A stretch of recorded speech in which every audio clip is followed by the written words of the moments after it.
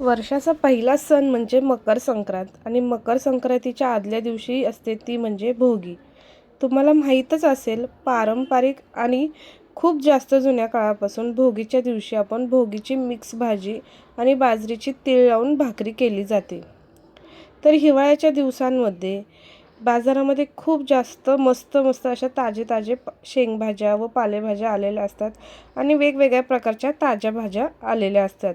म्हणून ही भोगीची भाजी करण्याची पद्धत खूप जुन्या काळापासून आहे.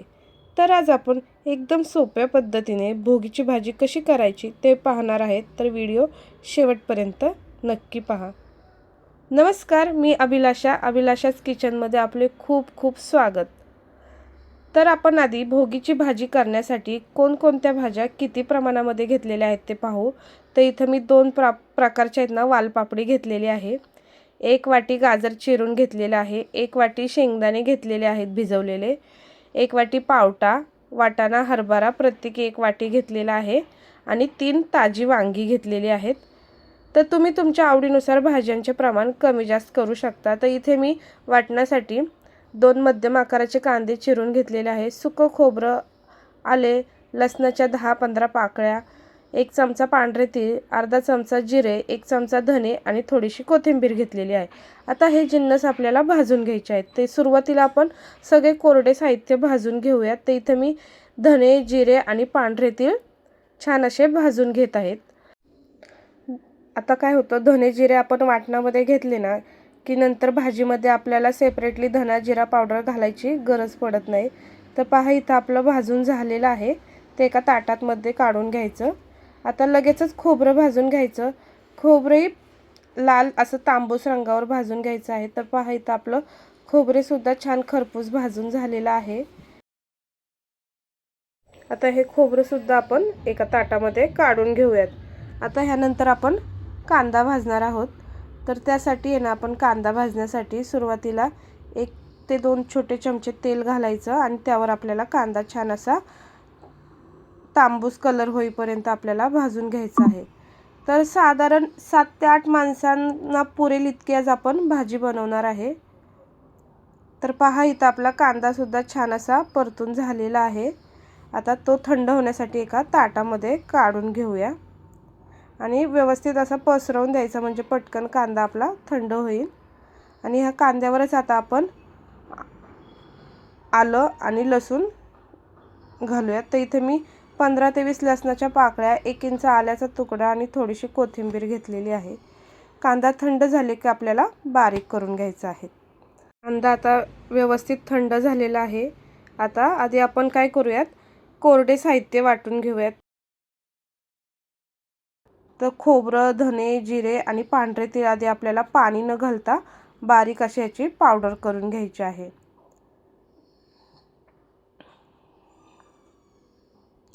तर पहा, इथं छान असं बारीक झालेलं आहे.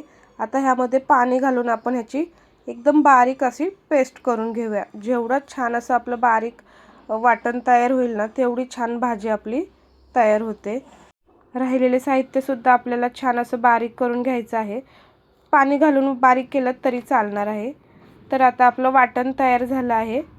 आता आपण हे वाटण परतून घेऊया. तर त्यासाठी मी भरपूर असं तेल घातलेलं आहे कढईमध्ये. आता तेल गरम झालं की त्यामध्ये 1 ते 1.5 चमचे छान मोहरी तडतडून घ्यायची. थोडासा कढीपत्ता घालायचा आणि तयार केलेले वाटण घालून कमीत कमी आपल्याला आहे ना, हे वाटण 7 ते 8 मिनटं छान असं तेल सुटेपर्यंत परतून घ्यायचं आहे. तर सुरुवातीला 2 मिनटं परतून झाल्यानंतर त्यामध्ये आपल्याला घालायचे आहेत सगळे कोरडे मसाले. तर इथं मी 2 चमचे काश्मीरी लाल तिखट, 2 चमचे कांदा मसाला, 2 चमचे घरचा काळा मसाला, हळद 1 चमचा आणि चवीनुसार मीठ घातलेलं आहे. आता हे सगळं व्यवस्थित मिक्स करून आपल्याला 7 ते 8 मिनटं हे वाटण छान असं तेल सुटेपर्यंत परतून घ्यायचं आहे. तर पहा, छान असं आपल्या वाटणाला तेल सुटलेलं आहे. वाटण आपलं परतून तयार झालेलं आहे. यामध्ये आपण आता भाज्या घालणार आहे. तर तुम्ही आवडीनुसार भाजीचे प्रमाण कमी जास्त करू शकता. तर एखादी आवडती भाजी ॲड केली तरी चालते किंवा एखादी न आवडणारी भाजी नाही घातली तरी चालते. तर पहा, इथं आपण सगळ्या भाज्या ह्यामध्ये घातलेल्या आहेत. आता ह्या छान अशा मसाल्यावर आपल्याला परतून घ्यायच्या आहेत. तर प्रत्येक भागामध्ये ही भाजी करण्याची पद्धत वेगवेगळी आहे. काही भागांमध्ये वांगं चिरून न घालता अख्खंच घालतात, काही भागांमध्ये शेवगा घालतात. तर पहा, इथं आपला मसाला छान असा मसाल्यामध्ये भाज्या परतून झालेल्या आहेत. आता फक्त वाटणाचं पाणी आपल्याला घालायचं आहे आणि आपल्याला छान अशी भाजीला वाफ आणायची आहे. तर ह्या वाफेमध्ये भाज्या आहेत ना चांगल्या प्रकारे शिजल्या जातात, त्यामुळे सुरुवातीलाच पाणी घालायचं नाही. आणि त्यानंतर मग आपण भाजीमध्ये पाणी घालणार आहे. पण आपल्याला पाणी घालताना लक्षात ठेवायचं आहे की पाणी आपल्याला गरमच घालायचं आहे. तर मी ताटावर पाणी ठेवलेलं गरम होण्यासाठी तेच घातलेलं आहे. तर आता व्यवस्थित मिक्स करून झाकण ठेवून मध्यम आचेवर आपल्याला भाजी शिजवून घ्यायची आहे. तर ही भाजी शिजण्यासाठी साधारण 10-12 मिनिट लागतात मध्यम आचेवर. तर पहा, 10-12 मिनिटानंतर छान अशी आपली भाजी इथे तयार झालेली आहे. कलरही छान आलेला आहे आणि व्यवस्थित शिजलीसुद्धा आहे. तर तुम्हाला ज्या कन्सिस्टन्सीमध्ये भाजी आहे तशी तुम्ही ठेवू शकता. तर इथे मी अशी लपथपी अशी भाजी ठेवलेली आहे. तर पहा, इथं आपली भोगीसाठी लागणारी भाजी अशी इथे मिक्स भाजी तयार झालेली आहे. तर ह्या भाजीसोबत आता आपण खमंग खरपूस अशी मस्त तीळ लावून बाजरीची भाकरी करणार आहे.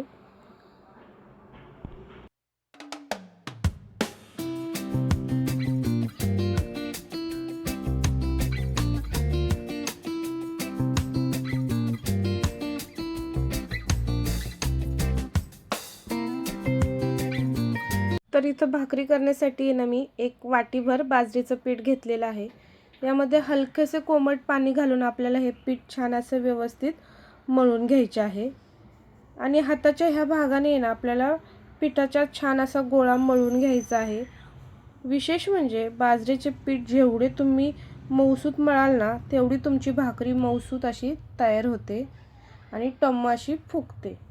तर हव्या त्या आकाराचा गोळा घ्यायचा पिठाचा आणि परातीमध्ये पीठ थोडंसं भुरभुरून घ्यायचं आणि हातावर अशा प्रकारे पारी करून मग आपण भाकरी छान अशी थापून घ्यायची आहे. तर पहा, अर्धवट भाकरी थापून झाल्यानंतर त्यामध्ये आपल्याला आहे ना आता पांढरे तीळ भुरभुरायचे आहेत.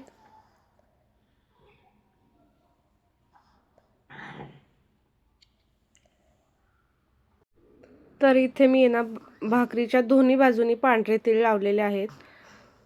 तुम्ही तुमच्या आवडीनुसार एका बाजूने तीळ लावलेत तरी चालणार आहे. मी दोन्ही बाजूनी तीळ लावून घेतलेले आहेत. तर पहा, इथे आपली भाकरी थापून तयार झालेली आहे. आता ती आपण भाजून घेऊयात. तर आता तव्यामध्ये भाकरी घातल्यानंतर भाकरीला वरच्या बाजूने ना आपल्याला सगळीकडून व्यवस्थित पाणी लावून घ्यायचं आहे. म्हणजे छान असा पापुद्रा येतो आपल्या भाकरीला. आणि भाकरी दुसऱ्या बाजूने आता भाजून घ्यायची.